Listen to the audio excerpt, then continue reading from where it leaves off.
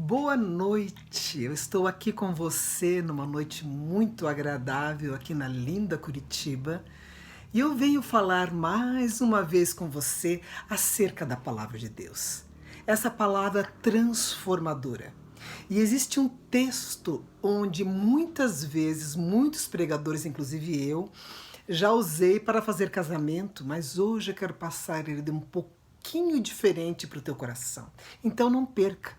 No canal do YouTube, mais uma vez, esta palavra vai estar assim, com o objetivo de alcançar vidas, certo?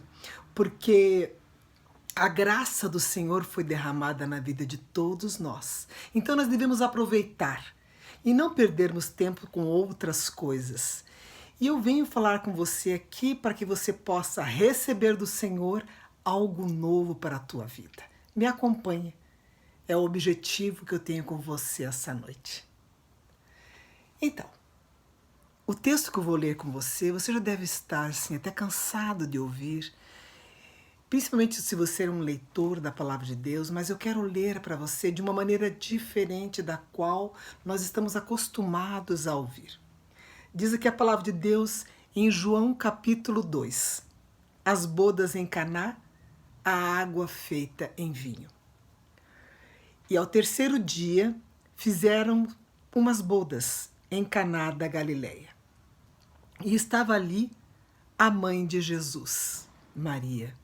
E foram também convidados Jesus e os seus discípulos para as bodas. Jesus, eu imagino assim, ele muito feliz, muito festeiro, certo? E ele estava ali para fazer algo. E faltando vinho, a mãe de Jesus lhe disse: não tem vinho. Sabe aquele tipo de coisa assim que mãe fala para o filho, ó, não tem tal coisa? Maria simplesmente chegou a ele e falou: não tem vinho. Disse-lhe Jesus: mulher, que tenho eu contigo? Ainda não é chegada a minha hora. Ele não se referiu aqui a Maria como mãe, mas como mulher. Então sua mãe disse aos empregados: fazei tudo quanto ele vos disser. E estavam ali postas 6 talhas de pedra para as purificações dos judeus, que eles faziam, né? Principalmente nas festas. E em cada uma cabiam 2 ou 3 metretas. Disse-lhe Jesus: enchei de águas essas talhas, e encheram-nas até em cima. Não foi um pouquinho, não, foi até a boca. Disse-lhe: tirai agora e levai ao mestre Sala. E levaram. Tiraram a água, colocaram ali no recipiente onde eles iriam servir e levaram para que ele pudesse ser provado pelo mestre Sala. E logo que o mestre Sala provou a água feita em vinho, não sabendo de onde viera, se bem que sabiam os empregados que tinham tirado a água. E chamou o mestre Sala ao esposo e disse-lhe: vem cá, mestre. Todo homem põe primeiro o vinho bom, e quando já tem bebido bem, então o inferior, mas tu guardaste até agora o bom vinho. Amado Deus e bondoso Pai, eu peço essa noite que o Senhor fale aos nossos corações através da Tua Palavra. E que nós possamos ter uma visão aberta do Teu reino em nossas mentes e que nada venha nos atrapalhar. E que Teu Espírito Santo faça uma obra transformadora em nossas vidas. É a oração que eu faço essa noite em nome de Jesus. Amém. Me disseram muitas vezes: por que fechar o olho para orar? É que muitas vezes o Senhor me dá visões em oração, muitas vezes eu me concentro de uma maneira mais profunda. Não quer dizer que eu não possa orar de olhos abertos, não. Mas cada um tem seu jeito, e eu não estou aqui para julgar o jeito de ninguém. Então vamos lá. Vamos falar um pouquinho sobre Caná. Vamos ver Canaã. Esse povoado de Canaã estava situado na parte montanhosa da Galileia, região conhecida por abrigar rebeldes contra o regime que dominava Jerusalém e compactuava com o Império Romano. Veja que naquela época já havia essa história de rebeldes estarem agindo contra o que estava acontecendo no governo. E era essa região aonde estava situado Canaã. E eu quero falar um pouquinho dessa aldeia. Caná significa adquirir. A pequena cidade de Caná, ou Kená em árabe, está a 14 quilômetros a sudeste de Tiro e a 12 quilômetros da Palestina. Então as bodas, provavelmente, elas foram realizadas no Líbano. As talhas de pedras, elas tinham mais ou menos, essas tretas aqui que falam, 100 litros mais ou menos. Então era bastante água, tá? Só para deixar claro a história das talhas de pedra aqui, onde elas eram usadas para purificação, porque era costume do povo se limpar e estar se lavando antes das refeições, antes das realizações dos eventos. Então tinha essas talhas já preparadas para que chamassem, precisassem, estavam ali elas, para que as pessoas utilizassem. Então, nesta aldeia havia um casamento. Longe do templo de Jerusalém, porém não muito distante de Nazaré, a terra de Jesus. E creio que foi em Caná o primeiro milagre de Jesus, e foi mesmo porque lá no versículo 11 diz assim: Jesus principiou assim os seus sinais em Caná da Galileia, e se manifestou a sua glória, e os seus discípulos creram nele. Jesus manifestava a sua glória através das suas atitudes. Jesus não ficava muito falando, você tem que me receber, você tem que ter a minha vida, você tem que fazer isso. Não. Jesus mostrava através da sua vida o que era ser um cristão. Eu vejo muitos cristãos falastrões hoje em dia, que gostam de falar que são crentes, que eu gosto de ganhar almas, que eu gosto de falar de Jesus, mas ficam só na falação. Vida não tem sido muito fácil encontrar. E nós podemos muito bem conhecer as pessoas não pelo que elas falam, porque falar é fácil, mas pelo que elas fazem. Certo? Então diz assim.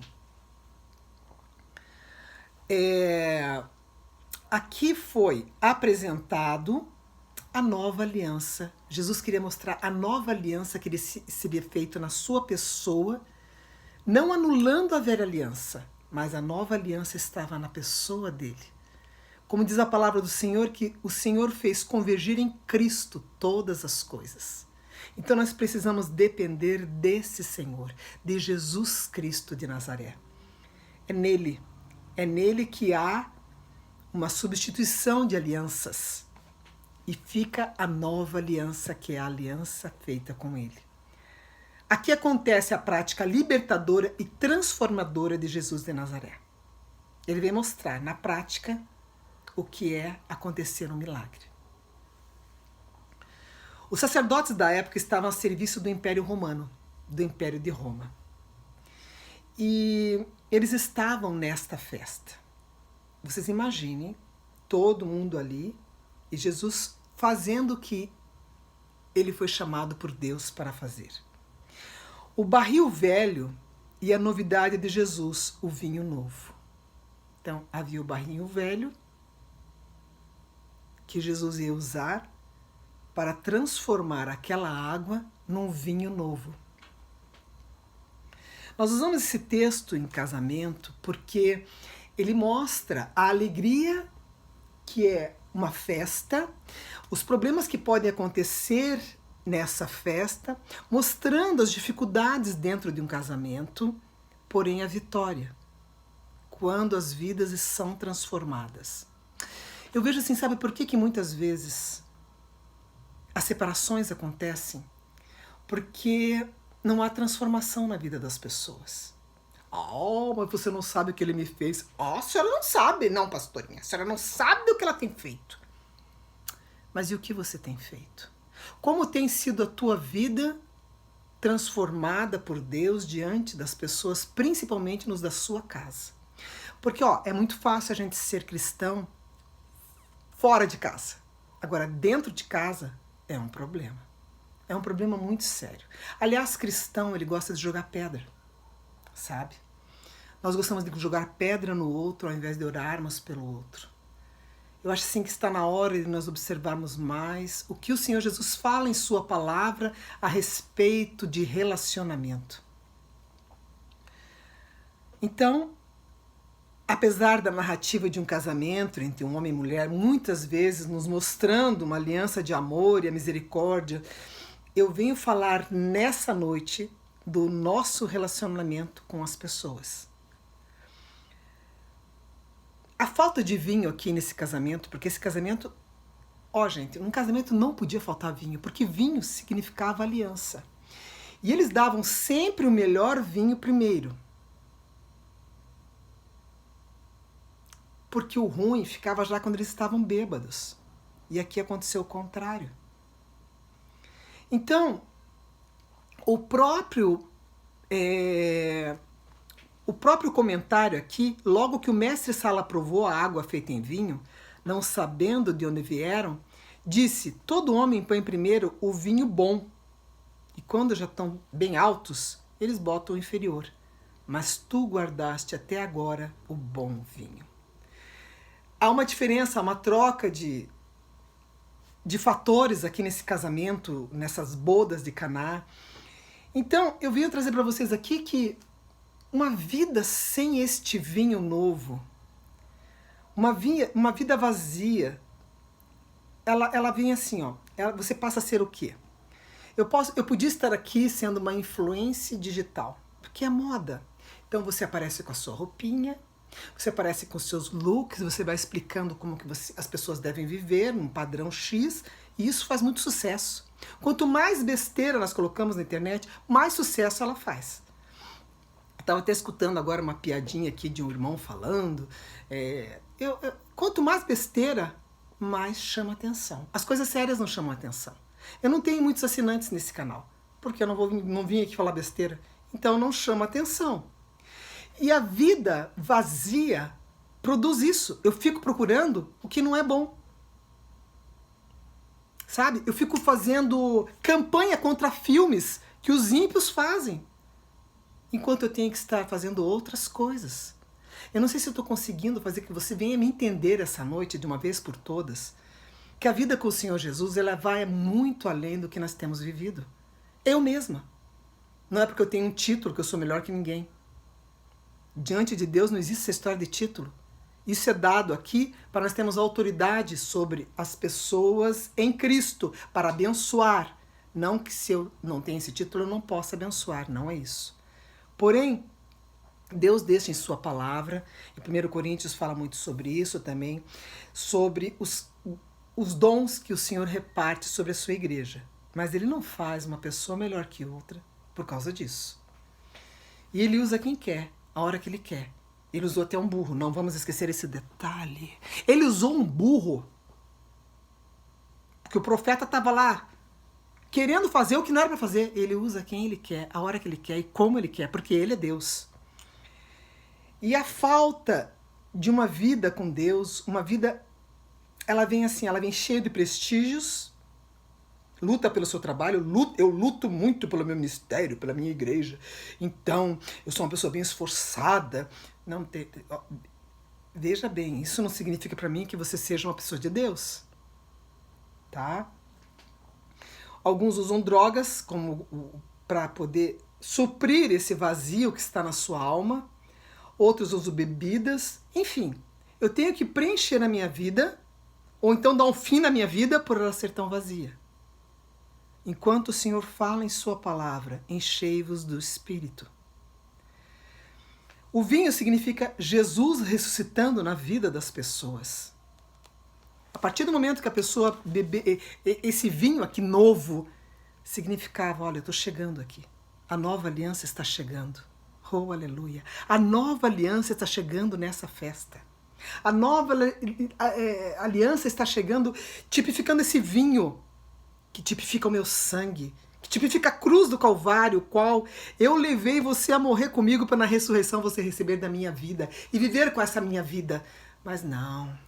É pregado uma substituição em cruz, enquanto que ele nos atraiu àquela cruz e nos incluiu na sua morte. A cruz significa inclusão. Eu não sou contra festejar Natal. Eu já fui mais radical, sabe? Bem mais radical. A ponto de não fazer coisas em casa que agradavam aqueles que acreditam nisso. Porém, a vida vai nos ensinando a respeitar o outro até ele crer diferente.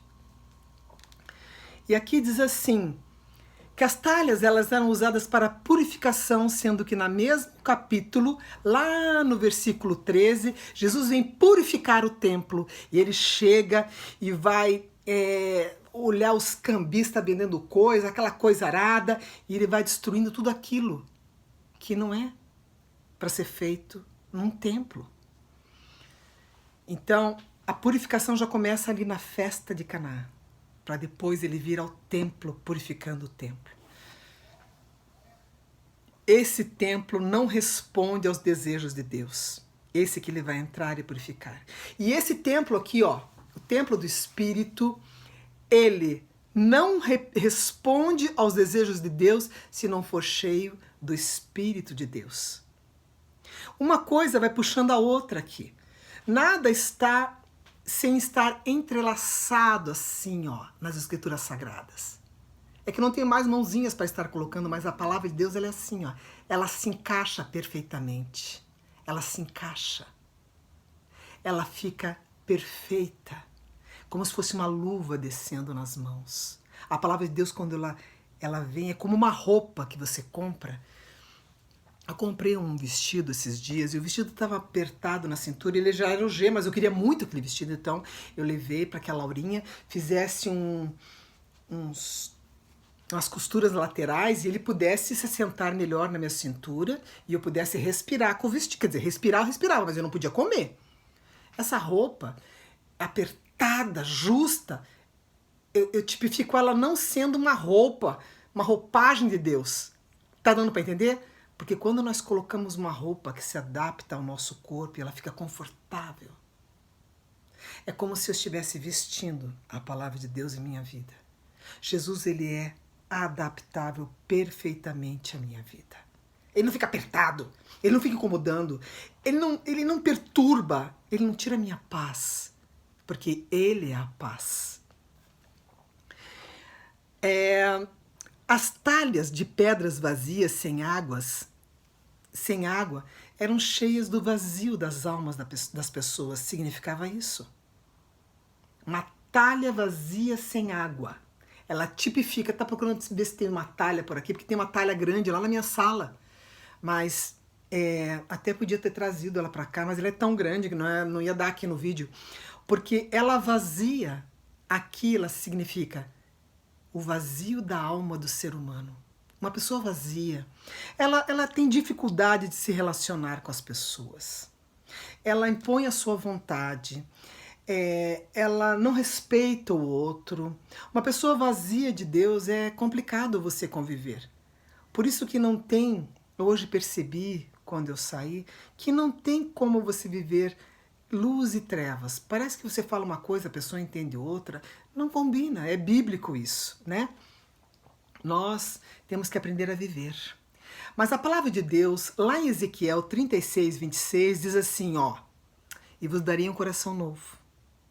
E tirarei o coração de pedra da vossa carne. Olha isso. E vos darei um coração de carne. O Senhor veio para transformar, tirar esse coração pesado, petrificado, e colocar um coração de carne, significando a vontade dele, o Espírito Santo em nós. Tá? Por que a água só consegue ser transformada em vinho fora das talhas? Porque nós temos que entender uma coisa. Esse vinho foi transformado no caminho. Olha bem, eu vou ler para você aqui. Estavam ali as 6 talhas de pedra, que cabiam 100 litros mais ou menos de água para a purificação dos judeus. E disse Jesus, enchei de água essas talhas. E encheram até em cima. e disse-lhe, tirai agora a água. Eles tiraram e tinha água. Tá? E levai ao mestre-sala. E levaram. Essa água foi transformada neste caminho. Ela não saiu de lá transformada. Ela foi sendo transformada no caminho. Assim é a nossa vida. Quando nós estamos no caminho, porque Jesus é o caminho, a verdade e a vida. Quando nós andamos nesse caminho, a nossa vida vai sendo transformada até chegar ao mestre-sala. Até chegar em Jesus, na volta, onde Ele virá nos buscar, ou na hora que nós formos chamados por Ele aqui nessa terra. Por isso que nós temos que estar preparados.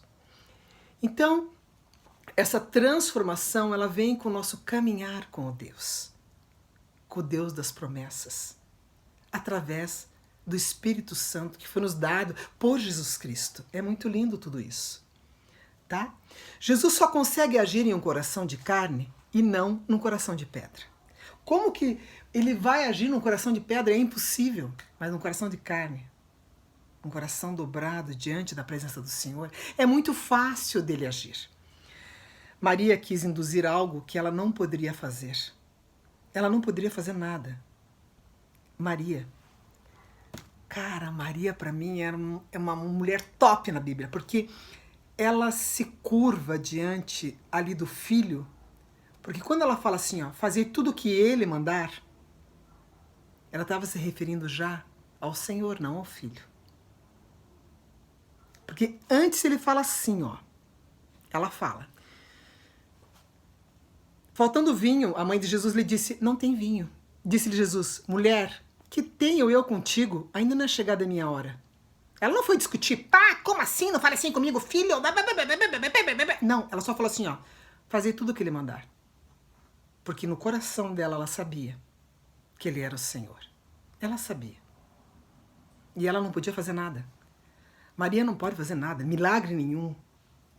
Tanto que a história de Maria, ela vai até ali, ela entra um pouquinho e ela já acaba, porque quem faz a obra é Jesus de Nazaré.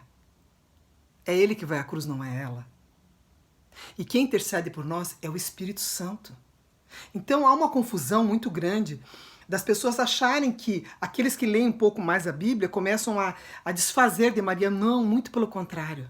Maria foi uma mulher escolhida para gerar o nosso Salvador. Pense você, mulher, que está me ouvindo agora. O macho aí fica me ouvindo. Chega um anjo e fala que eu vou gerar o Salvador.